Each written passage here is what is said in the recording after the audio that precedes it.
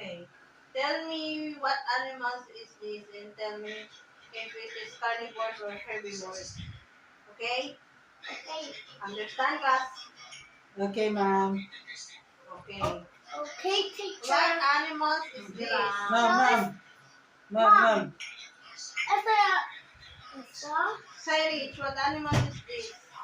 It's a It's a calabaw. It's Kalabaw. Carabao. Kalabaw. Is this carnivores or herbivores?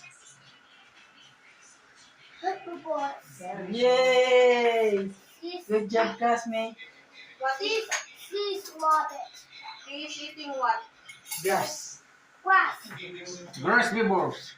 Ano to? No grass.